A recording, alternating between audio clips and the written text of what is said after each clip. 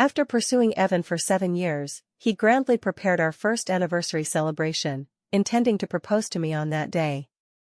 On the anniversary day itself, he arrived belatedly and, in front of everyone, flaunted his marriage certificate with his childhood sweetheart. "Sorry, I took some time to get the certificate, my neighbor girl has depression, and if I didn't agree, she would make a fuss with me." After saying this, he pulled out a ring, knelt down, and proposed to me. "Lynn, will you marry me?" He offered no explanation to me. Instead, as if nothing had happened, he proceeded with the proposal as usual. I found it utterly meaningless and booked a ticket to go abroad. Evan, who always waited for me to bow my head first, after I had left for a year, took the initiative to message me. "Lynn, you win. What are you up to?" His arch-rival snatched my phone, took a photo of our family of 3, and sent it back, postpartum recovery. It is said that on that day, the crown prince of the Pei family in the capital, in a fit of rage, smashed every usable item in the house. Amid everyone's boisterous encouragement, I did not extend my hand to let Evan put the ring on me. There was an uproar. "What's going on?" Lynn was Evan's lapdog for 7 years, and only now did he agree to be with her. He's actively proposing, and she's unwilling? This is too ungrateful. If she doesn't agree, let me take her place. I'm waiting to marry into wealth. Are you all blind? Didn't you see that Evan has already married Sophie? If she agrees, wouldn't she become the mistress?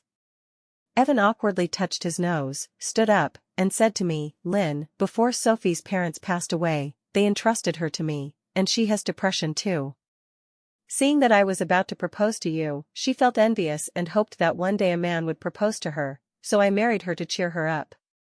Don't worry, when we get engaged, I'll divorce her." The crowd breathed a sigh of relief after the false alarm. Now that it's all explained, why is Lynn still unmoved? Does she really want our lofty young master Pei to beg on his knees? Has she forgotten how she fawned over Evan back then? Lynn, agree quickly, don't spoil the mood. I looked at the group of hecklers beside me, they were all Evan's friends. In my relationship with Evan, I never seemed to receive any respect. Being a doormat and a lapdog was my persona in their eyes. Even if he had married Sophie, his ability to still propose to me was considered his greatest favor to me. Amid the boisterous atmosphere, I felt utterly out of place and found it particularly uninteresting. Under everyone's expectant gazes, I did not accept Evan's proposal. "Evan, let's break up." I turned and left the banquet hall. Outside, a light drizzle had started, and the cold wind sobered me considerably. I pulled out my phone and called my family settled abroad. "Mom, I miss you all, I want to come back." After all, she was my own mother. Upon hearing those words, she broke down crying on the phone. "Lynn, that Evan boy has wronged you, hasn't he? If you want to come back, I'll have your dad pick you up, okay?" Mom cried, and I sobbed along with her. Back then, when the whole family moved abroad, I stayed behind for Evan. I had told him, my family is preparing to settle abroad, and I might have to go study university there too. He showed no particular emotion. "Then go ahead, it's perfect, so you won't bother me every day." Just as I felt disheartened and prepared to leave for abroad, he asked me to meet him on the school rooftop. That was the first time he hugged me, his voice somewhat hoarse. "Are you really leaving? Can you bear it?" My heart softened. It was the first year of my pursuit, and I seemed to see hope. From then on, it was 8 years of separation from my parents. 8 years later, I regretted it deeply. I wiped away my tears and smiled at Mom. "Mom, no need for you to pick me up, I've already bought the ticket and will arrive tomorrow." Mom asked, "What about Evan? Are you just staying a few days this time?" "Mom, we've broken up." Dad clapped and cheered over the phone. "Good riddance, Lynn. Come to your parents' side, we'll find you someone better. Our Lynn deserves a better man." Evan was flamboyant and dazzling, the most handsome in school. For such a person to descend from the heavens after I was bullied by thugs, I inevitably fell for him. My years from 17 to 25 were all spent on Evan. No regrets now, I was going to seek my own life. Enduring that intense wave of heartache, I still had to go back to retrieve the couple's bracelet I had given him initially. It was handmade by me, with blisters worn into bloody sores on my hands. Now, I wanted it back. Re-entering the hall, this proposal banquet that was originally meant for me continued with the guests merrily gathered and chatting animatedly even after I left. And I had become the hot topic of their conversation. Evan drank with the crowd and said, "Actually, Lynn was always so obedient before, never throwing tantrums at me, so gentle. Today was the first time she acted so willfully." He raised his glass, gazing at the leaves swaying in the wind outside the window, and chuckled lightly. "You don't know, when she was chasing me before, she gave me whatever I wanted. When she heard my rude words, her face would blush so adorably. During her first time, she was in so much pain she cried and said no more, but I directly asked if she still loved me, and she endured the pain to pleasure me the whole night. If she was so obedient, why did you even agree to be with her? There are so many more interesting ones out there. You played with her for 8 years, you must have worn her out by now." "Exactly, you like Sophie so much and even married her, why not make the pretense real?" Sophie laughed beside him. "Forget it, I just see him as a brother, and he only pampers me like a sister." Evan placed his hand on Sophie's shoulder, pulled her into his arms, and teased, "I'm not the type to abandon someone after starting something. I admit I love to play. While Lynn was chasing me, Sophie found me many others outside. I treat Sophie as a sister and a buddy. As for the marriage certificate, it was just some fooling around with her. Lynn is more obedient than anyone, suitable for marriage. While I played outside, with Sophie covering for me, I slept with so many, and Lynn never knew, such a fool." Tears blurred my vision, every word from Evan pierced my heart like bullets. My trust and tolerance, in his eyes, were submissiveness and foolishness. The first time I thought was painful yet happy became his joke material with others. The 8 years I invested ended in his humiliation. I quietly walked away, not entering to humiliate myself further. I was leaving tomorrow, so I still needed to pack. As for the bracelet, I'd get it from Evan when he returned home. Back home, I pulled out my suitcase and began packing. There wasn't much I wanted to take. Many things I had no intention of keeping. The watch he gave me last year after agreeing to be with me. I was overjoyed when I received it and cherished it for a long time. Later, Sophie said, "Lynn, are you so fond of this watch? I picked it out for you. Brother Evan is something else. If I didn't mention it in front of him, he wouldn't even think of buying you a gift. If he upsets you in the future, come complain to me, and I'll teach him a lesson."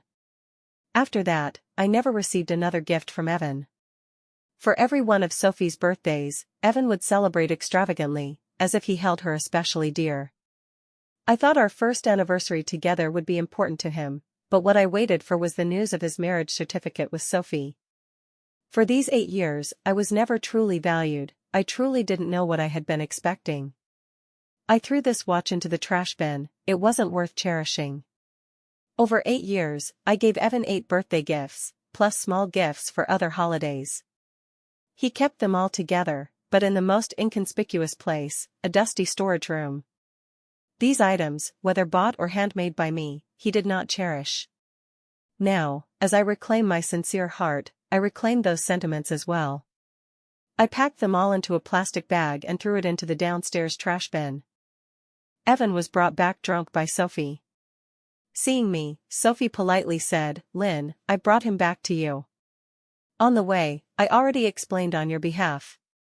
I only said it casually, envying how you two lovers finally became a couple. He was afraid my depression would worsen, so he insisted on marrying me to cheer me up. After all, you and he are the ones getting married. Brother Evan and I are just childhood sweethearts, nothing compared to your destined match." She handed Evan over to me. I didn't bother to support him, and he fell to the ground, sobering up somewhat from the impact. Sophie squatted down, patted Evan's face. "Brother Evan, I'm heading home first, be good and listen to Lynn, okay?" Evan suddenly grabbed Sophie. "Don't go, stay here tonight. Let's see if certain people will turn the house upside down." Evan was clearly saying it for my benefit. The more I disliked something, the more he would do it. She noticed the suitcase beside me and frowned slightly. "Where are you going?" I replied indifferently, "We've broken up, so naturally I'm moving out. By the way, give me back the bracelet I made." With a cold face, he decisively removed the bracelet and tossed it at my feet. "It's not some valuable thing, who cares?" My heart clenched sharply at his utterly indifferent expression. His heart, perhaps, could not be warmed. When I bought the materials and learned to make it back then, my hands blistered into bloody sores. I spent a full half-month making it, and on his 19th birthday, I excitedly approached him with my hands behind my back, carefully handing it to him. "Evan, happy birthday." Though he feigned disdain on the surface, he still wore it on his wrist and never took it off for all these years. I was so happy then. As I raised my hand to brush my hair, I accidentally revealed the matching bracelet on my wrist. He grabbed my hand. "I've discovered your little scheme." My heart pounded, my face quickly flushed. I stammered, If you don't like it, I'll throw it away, won't wear the matching one anymore." "Sorry." He lowered his head, wrapped his arm around my waist, and pulled me close to him. We pressed tightly together. This was the second intimate contact after the hug before I was about to move away last time. He whispered softly in my ear, "Wear it if you want, that way, they might all think I'm your boyfriend." Evan's voice was so pleasant. Clear, sunny, and bright. I savored the 3 words boyfriend repeatedly, my heart nearly leaping out. I sensed something pressing against me. Evan's breath grew increasingly fervent. He said, "Just a bracelet, this birthday gift isn't good enough." I kept my head down, not daring to look at him. "Then, what else do you want?"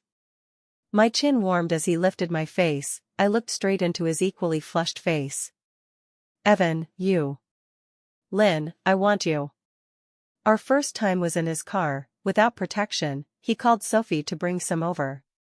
Sophie said something meaningful at the time, making me bring it again. Back then, I was too embarrassed, my mind a whirlwind, with no time to think deeply. Now, hearing his teasing with friends at tonight's gathering, I realized, while stringing me along, he never stopped playing the field, so over these 8 years, it was intermittent but never ceased. My stomach churned, surging with nausea. I picked up the bracelet Evan had thrown on the floor and, along with the one on my wrist, tossed them both into the trash bin. Sophie picked them up with a look of regret and placed them on the table. "Why go to such lengths?" "Lynn, Evan already told you, he married me out of pity for his sister and concern for my condition. He'll divorce when you two marry." "How about this? It's only 1 in the afternoon now. Brother Evan and I can go to the Civil Affairs Bureau right away to get the divorce certificate, okay?" Evan said impatiently, "Lynn, do you have to make such a fuss? Can't you learn from Sophie? She's 2 years younger than you and knows how to be reasonable." "I think you've been spoiled by me." "I'm really not divorcing Sophie, your temperament needs some polishing." Who exactly was spoiling whom? Over these years, it had always been me accommodating him. After our intimate encounter that year, during the Dragon Boat Festival, he took me home to meet his parents and also Sophie's parents. He and Sophie were neighbors, growing up together. We attended the same school, but Sophie's friends were there too, and they had a poor relationship with me. During the meal, her friends kept excluding me and even asked Evan, "Brother Evan, is she your girlfriend? This is the first time you brought a girl home." Naively, I thought our relationship had grown closer because of that incident. Evan shook his head, "Just a friend." Hearing this, Sophie's friend became even more brazen. "A friend, huh? I thought she was your girlfriend. Lynn's been chasing you for a long time, right?" She looked at me. "Girls should be more self-respecting, throwing yourself at someone isn't proper."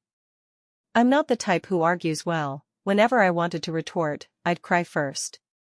I splashed the water from my glass toward that person, with the excess splattering onto Sophie. "What business is it of yours how Evan and I are?"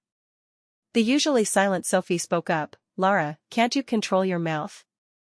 She's my brother's friend no matter what, only after that kind of relationship is she a girlfriend." In my anger at the time, I didn't notice the barbs in Sophie's words. Seeing my outburst, Evan immediately turned cold. This is the first time I brought someone home to meet my parents and friends. I've given you so much face, and you have to ruin it? After I ran off crying, Evan didn't seek me out at school. We were at a standoff for a month, watching him chat and laugh with other girls. I took the initiative to find him and plead for reconciliation. Only then did he slowly explain why he denied our relationship. He said, "I have no plans to date right now. If you mind, then we." I don't mind, I'm willing to wait. I don't know what spell he cast on me, but I loved him to the point of no return. Perhaps it was simply because in high school, when I was bullied by thugs, he descended like a hero to save me, causing me to fall so deeply. He excelled academically and was always helpful. His halo around me only grew brighter. My grades weren't great, but I strove desperately to catch up to him, fortunate to enter the same university. Only today am I willing to accept that Evan and Sophie were truly entangled ambiguously. In our sophomore year, my best friend photographed Evan and Sophie entering a hotel together. She waited 3 hours, and neither emerged. When I asked Evan, he merely swore nothing happened, he just saw Sophie as a sister. I believed him once again. If I could time travel back, I'd slap my idiotic past self. I watched as Evan picked up the pair of bracelets from the table and threw them into the trash bin again. I sneered, "No matter how much you polish my temperament, it'll only be like this." "Evan, don't you know how long I've yearned to be with you? Marriage is the most important thing to me. You're getting a certificate with Sophie now treats marriage as a joke." Evan, now sober, sprawled on the sofa like a king. He crossed his legs with a mocking expression. "If you value marriage so much, why did you sleep with me before we even confirmed our relationship? And let me sleep with you for 8 years? Lynn, talking like this now, are you just putting up a front?" My mind rapidly flashed through those 8 distorted years. I said coolly, "That's it then, Evan. Part amicably." I dragged my suitcase to the door, preparing to open it. Evan hurriedly chased after me from behind and braced the door with his hand. "Your temper is quite something, let's call it even this time. After all, I didn't tell you beforehand." I sneered, "Evan, are you backing down?" "But I don't accept it. When I was pursuing him before, we had a fight once, I couldn't recall over what, but I only remembered that it was the first time he bowed to me in reconciliation, and I didn't act arrogantly, instead descending the steps with him. Because I knew his nature, raised amidst adulation, no one ever gave him a hard time, and no one dared to make him bow his head in submission. If I didn't give him face, he would surely lose his temper, and in the end, I would have to humbly plead for peace. Just like now, I rejected his attempt to back down. He immediately grew impatient, looked at me, and chuckled twice. Considerately, he opened the door for me and made a welcoming gesture. "Then please go outside and cool off. Whenever you realize your mistake, come back then. Once you step out this door today, when you return begging, I may not forgive you." Evan, the favored son of heaven, was very confident, knowing I couldn't leave him. Over these years, he rarely initiated messages to me. I often blamed him for not understanding romance and complained about it. But he didn't care, because he knew, every time I was upset, I'd coax myself and return to his side. Not this time. Once I stepped out this door, I would never look back. Outside, the sun was already shining brightly, the rainy day cleared. I left my luggage at the hotel and went to the hospital for a checkup. The moment the results came out, I finally felt completely relieved. Fortunately, nothing was wrong. Afterward, I went to the mountain temple I had visited with Evan before. Our marriage affinity plaque was still there. Seeing me alone, the abbot casually asked, "I remember before, it was always Evan with you." After Evan agreed to be with me last year, I basically dragged him here every 1 or 2 months to pray for the red thread of our marriage affinity. I feared that after years of effort, I'd end up with a bad outcome. We came 7 times last year. He knew what I was afraid of, so he always comforted me and indulged my whims. "Lynn, we won't separate, never." His forever lasted only a year. Time flies. The abbot led me to the affinity tree that belonged to us, with 7 red plaques hanging on it, entwined with red threads. However, the tree showed signs of withering. The abbot said, strangely, this tree, Evan said to tend it carefully. It's been a year, yet it remains lifeless. Hearing this from the abbot's mouth, my heart ached in waves. This tree was just like the relationship between Evan and me, irreversible. Those 7 red plaques, inscribed with Evan and my names, I personally removed. I burned them in the incense burner. These 8 years, along with the plaques, turned to ashes. Back at the hotel, I took a shower. Lying in bed, idly staring at the ceiling. Sophie messaged me, Lynn, coming back? No. I hope you keep your word and don't come crawling back later. A woman he's played with for 8 years, he's long tired of her, so that's why he married me. You only qualify as the free one. Sophie was always aggressive, harboring no small hostility toward me. She just didn't show it in public. The provocative words she said were only discernible to me. Very clever. I voiced the question that had lingered, why so generously find women for Evan? If you like him, why are you willing to share him with others? Catering to his tastes makes him value me. We grew up together, I understand him. He's been dating since elementary school. By high school, girls around him were plentiful, and even after meeting you, he never stopped. He likes novelty, honestly, though he has many girls. After meeting you, it was all discreet. You're the one who stayed by his side the longest, so I hate you the most. So, his endless women, yet allowing me to stay by his side for 8 years, was that his grace to me? Truly ironic. Sophie said, Lynn, you're too petty, not magnanimous enough. Evan dislikes feeling confined. And you, once his girlfriend, wanted to control him. That was your mistake. If you had my mindset, perhaps you wouldn't have been kicked out. You wanted too much. Why keep a worn-out thing he slept with for 8 years? I blocked her and tossed my phone aside. Staring at the ceiling, my eyes vacant, letting tears soak the pillow. I truly don't know how I survived those years in such an environment. The rose-tinted glasses on Evan shattered. I felt my foolishness was laughable. Investing 8 years, only for it to vanish like a dream, how could it not hurt? Fortunately, I stopped the loss in time. Spending a lifetime with such a person would be utterly miserable. I let myself indulge in a good cry, finally falling asleep and sleeping until the afternoon of the next day. 2 hours until boarding. Looking at myself in the mirror, eyes red and swollen, utterly disheveled. I allowed myself a brief moment of sadness, as a closure to those years of patient waiting. After the sadness passed, no more sentimentality. I used an ice pack to reduce the swelling in my eyes, applied exquisite makeup, and headed to the airport. Before boarding, Sophie posted on her social circle. She showed off her marriage certificate with Evan, a pigeon egg-sized diamond ring on her hand, and their intertwined fingers with Evan. I refreshed, and right after was Evan's identical post. Caption: Thank you for your many years of companionship. Finally, we've achieved fruition. The comments exploded. What's the situation, Evan? Didn't you say Sophie was like a sister? So yesterday you married your sister, today you give her a diamond ring, and boldly announce it? Oh my God, Boss Evan, you actually posted on your social circle.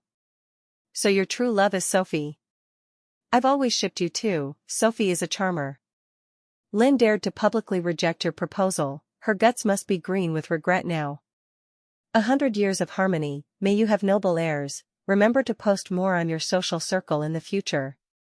Evan and I never had a photo together, and he never posted anything about me on his social circle. This was the first post I'd seen from him since knowing him, for announcing with Sophie. Perhaps the one he wanted to marry was Sophie after all. The marriage certificate on proposal day was just to humiliate me and make me retreat.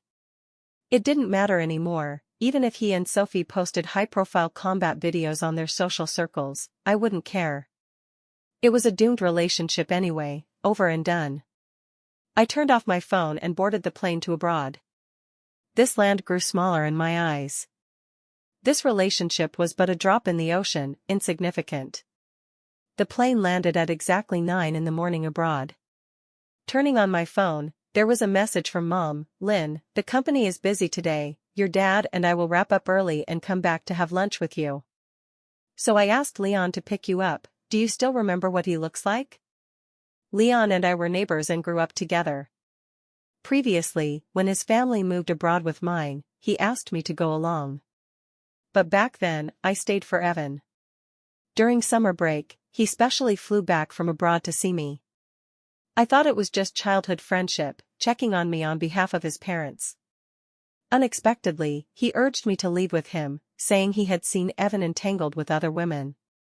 At the time, I gave him the cold shoulder and explained, "That's just Evan's sister, please don't slander the person I like. I'll trust him unconditionally, don't come find me anymore, you can go." I didn't look at him. When I raised my eyes again, I only saw his lonely departing back. My suspicion of him like that was perhaps because he had fought with Evan at school, always tense whenever they met. Now, I really wanted to slap myself. With him coming to pick me up, how should I face him? Leon messaged me, "I'm at the exit, holding a blue sign with your name, don't mistake it." Our last chat record was from 8 years ago. That day ended unpleasantly. After he left, he messaged me again, "Lynn, you must live well. As your uncle and aunt said." At the exit, even without the sign, I could recognize him. He stood out so strikingly in the crowd. Dressed in casual attire that accentuated his tall, robust frame with a relaxed vibe. Standing from the chair, he towered half a head above others. He must be nearly 1.9 meters now. The moment our eyes met, I lowered my head and hid in the crowd. Over these years, he might not even recognize me anymore. I had no face to see him, I could just take a taxi home myself. I hid behind a tall person and followed along. Suddenly, a large hand grabbed my neck. "Caught you." Leon's pleasant scent enveloped me. I covered my face with my hand, not daring to face him. He bent down and removed my hand. His handsome face was inches away. "Still mad at me?" "No."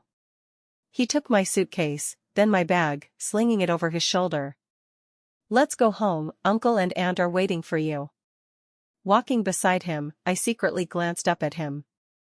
Though dressed relaxedly, he seemed quite tense. He spoke little to me, we didn't exchange a word the whole way. Only once in the car did he proactively fasten my seatbelt. "Leon, about last time, I'm sorry, I shouldn't have snapped at you." He drove attentively. I seemed to see tiny shards of ice in his eyes melt when I said those words. He asked, "Lynn, you won't leave again in the future, right?" "No, I'll stay abroad forever, with mom and dad." Only now did I notice him relax. "That's good. Over these years, our two families have had many collaborations, and the business has grown. Now that you're here, you can help at the company or relax at home. When I'm free, I'll take you out."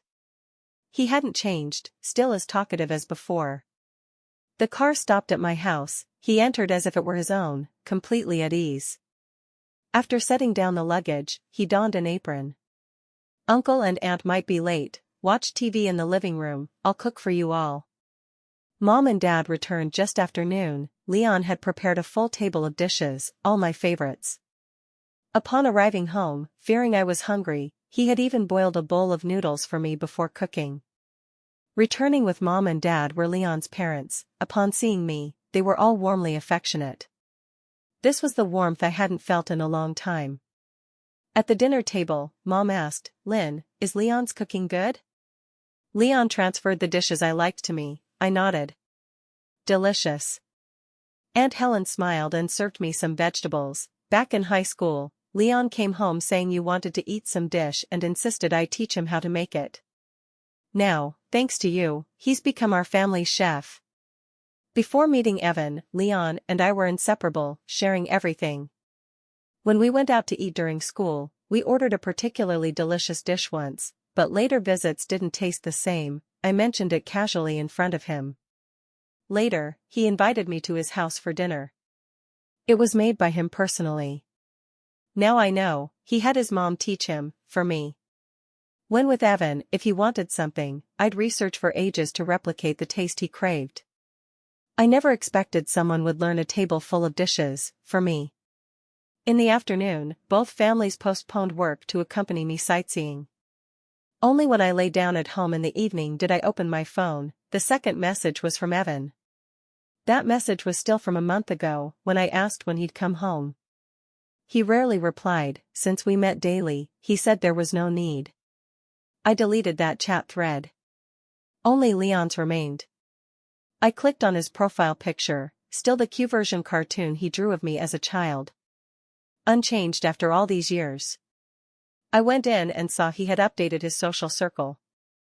Leon, who hadn't updated in 8 years, posted 8 today. 9 a.m., happy, hee. Noon 12, mastered some fine culinary skills, just waiting for today. Accompanied by a photo of a full table of dishes. In between, he posted scenic photos from the places we visited together. Just now, can't sleep, no matter how many years pass, still so heart-fluttering, I'm really hopeless. I scratched my head. Strange, it feels like he's talking about me. Am I being too narcissistic?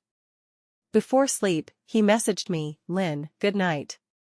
After returning home that evening, Mom and Dad said they wanted me to marry Leon. They said Leon had no objections. I didn't give them an answer then, but now I've thought it through.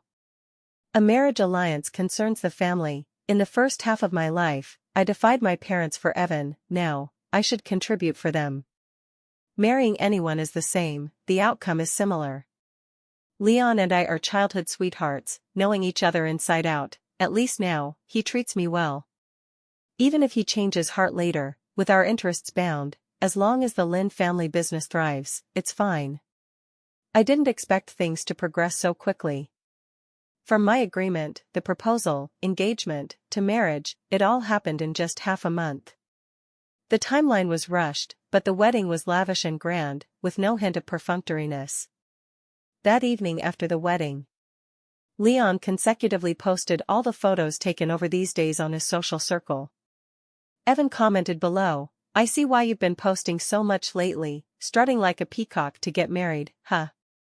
Leon posted another, a photo of us, fingers interlocked. Evan commented again? Leon, how does your bride look exactly like Lynn? Leon replied, yes, Lynn, my wife. And he posted our marriage certificate. My phone buzzed incessantly then. Stop acting, even hiring an actress, couldn't you get one presentable? Who doesn't know you hate him the most? I know I haven't contacted you lately, but you don't need to rope in the person you hate most to act with you, right? Is it because you saw my social post with Sophie's marriage certificate and want revenge? If you'd chosen anyone else, I'd believe it was real, but Leon? I know you're trying to get my attention. As long as you don't humbly apologize to me, I won't forgive you, and I won't propose again. Insane. This was probably the most messages he'd ever sent me in his life. Before, when Evan mentioned Leon in front of me, remembering Leon's slander, I'd tell Evan, don't mention him, I hate him. It was that man I had misunderstood who gave me a grand wedding. He would flaunt to everyone on his social circle that I was his wife. The sense of security Evan never gave me, Leon provided in just half a month. I didn't reply to Evan. He then messaged Leon on Facebook. Leon, you two don't act alike at all, just wait, it won't be long before Lynn returns to my side, humbly begging for reconciliation. Leon replied, do you have a problem with your brain? After cursing, I blocked Leon and tossed the phone aside. He drew close to me and softly called, Lynn, wife.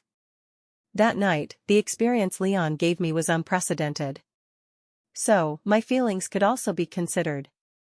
He was gentle, proceeded gradually, even in haste, he would inquire about my sensations. After marrying Leon, Evan posted several social circle updates a day. All photos with Sophie. Somewhat like a clown jumping about. After work, Leon said he had cooked dinner at home, waiting for me. Not far from home, someone covered my mouth and dragged me into an alley. This scene overlapped with that high school incident. In extreme panic, I fearfully called out Evan's name. Unfortunately, this time Evan wouldn't descend from the heavens. It was Leon, coming to pick me up, who stumbled upon it and drove off those thugs. I trembled in fear. Leon held me. Lynn, it's okay, it's okay. I was so frightened my legs gave out. He squatted down and carried me home on his back. Leon. Fortunately, you're here. That day, I fainted from fright and bled below. The doctor found out I was pregnant. Fortunately, the child could be preserved. On the child's full-month celebration, unusually, I received a message from Evan. Lynn, you win, not contacting me for a year. What are you doing? Leon, holding the child, snatched my phone and took a family of 3 photo. He replied, in postpartum recovery. Evan, with trembling hands, zoomed in on the photo Leon sent, staring at it repeatedly. Finally, he smashed the phone from the 2nd floor. Today was originally his birthday banquet. Previously, every birthday had Lynn with him, but this year's felt utterly dull.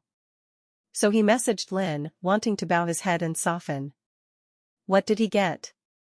Lynn had a child. She had a child with that bastard Leon. He couldn't suppress his rage and smashed the entire birthday banquet Sophie had meticulously designed for him. Including every usable item in the house, all shattered on the floor. Anyone who tried to him got slapped twice. Sophie probably thought she was the exception and stepped forward too with kind words. Evan slapped her twice, sending her tumbling down the stairs. Sophie, you're something. Lynn really got married and has a child now. You fucking still made me wait for her to admit her mistake to me? He went downstairs, hauled Sophie up, grabbed the fallen phone from the floor, and shoved it in her face. She had a child with another man. He lost control. Sophie saw his reaction as murderous. Brother Evan, don't do this, I have depression. Evan slapped her again. If you have depression, go die, living is just a plague on people. He immediately booked a ticket abroad and headed to the airport. Actually, on the day Lynn left, Evan had already been uneasy deep down. Because over so many years, Lynn had never mentioned leaving him with a suitcase in hand. He admitted, he panicked. The self-esteem cultivated from childhood wouldn't bend his pride, so he only softened once, before Lynn left, asking her not to mind. Lynn didn't give him face and resolutely left. An hour after Lynn departed, he felt like sitting on pins and needles, thinking, forget it, go find her and bring her back. Sophie said, Brother Evan, aren't you spoiling her too much? Just over a proposal, she throws a tantrum. When she was chasing you before, she wasn't like this. I think she's getting too bold, trying to manipulate you. Evan immediately frowned. He loved freedom, no one had the right to restrain him. He thought of another way to make Lynn return. He posted photos with Sophie on his social circle. He wanted Lynn to get jealous and come back begging. But Lynn didn't, not even a punctuation mark from her. The Lynn who used to bombard him with messages now seemed dead. He didn't know if she'd even seen it. Fearing she didn't check her social circle, he even sent it privately, still no reply. Half a month later, Lynn got married. The groom was Leon. He nearly exploded in anger. Before, when Leon encountered him, he asked his name. I'm Evan, so what? As long as it's you. Leon beat him up. Before leaving, he said, if you're entangled unclearly with others, don't string along someone else. From then on, he harbored a grudge against this Leon. Fortunately, when he mentioned Leon to Lynn, her face soured, saying she hated him. Calming down, he thought it must be that Lynn couldn't stand his cold violence. Unable to swallow his pride to reconcile, he could only find the person he hated most to act and deceive him, hoping to create a sense of crisis. He saw through Lynn's little ploy, thinking she'd turned the world upside down. Such a competitive temperament needed polishing. He didn't contact Lynn anymore, instead frequently inviting Sophie out to take photos and post on his social circle. When Sophie wanted to stay with him, he immediately grew impatient. I invited you out just to take photos. Last time, because of your depression, I gave you once, that was the last time, don't delude yourself about more. Sophie never understood why Evan publicized her on his social circle yet treated her coldly and distantly in reality. He asked, are you still hung up on Lynn? What's so good about her? Evan said icily, Sophie, you're crossing the line. The longer Lynn was gone, the more deeply Evan realized he truly loved her. He had taken Lynn's love for granted, assuming she'd always be by his side, so he never deliberately appreciated her qualities. He kept posting various staged photos with Sophie, waiting for the day Lynn would say, "Evan, I'm jealous." He never got that. What he ultimately received was the news of Lynn and Leon's child's full-month celebration. In this standoff, he lost miserably. This wasn't the outcome he wanted. From the airport to boarding, Evan cried the whole time. People around thought this person was odd. When the flight attendant asked if he needed help, he said, "A box of tissues, please." He found Lynn and Leon's address, wanting to win her back. But Leon had arranged over a dozen bodyguards to follow Lynn daily. He had no chance to approach. Each attempt ended with him beaten out by the guards. Finally, he was covered in wounds. He messaged Lynn, "Lynn, you really won't say even one word to me? I was wrong, truly wrong. Can you come back? I'm in so much pain, I can't even see you once. Why could you move on so quickly? Did you ever really love me? It doesn't matter, I love you, I truly love you so much. Divorce Leon, let me marry you, give the child to him, we'll have our own, okay? Didn't you hate him the most? How could you marry him and have his child? The bracelet you handmade for me, I'm still wearing it, I didn't throw it away. I'll take a photo for you." In his frantic proof, he snapped a photo, send failed. He had been blocked. Finally, he collapsed to the ground in agonized howls. Why not give me even a chance, why? Losing Lynn ground down all his arrogance.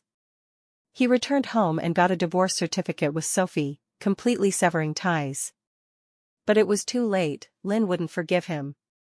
Over these years, Evan became taciturn and cut off all friends who hadn't favored Lynn back then. He wore the bracelet Lynn made for him, along with hers, together. He went to the mountain temple where he and Lynn had prayed for marriage affinity.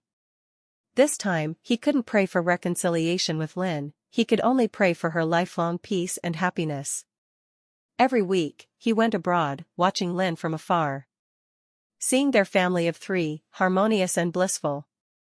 In the 10th year, he could no longer go abroad to see Lynn. Due to irregular work and life, with no one to care for him, he fell ill. In just 3 short months, he passed. Even in death, he wore the bracelet Lynn made. Lynn, I truly can't accept this. But what could his unwillingness do? He had lost her long ago. Evan died, and Lynn knew nothing. Because from 10 years ago, when she left Evan, she stopped caring.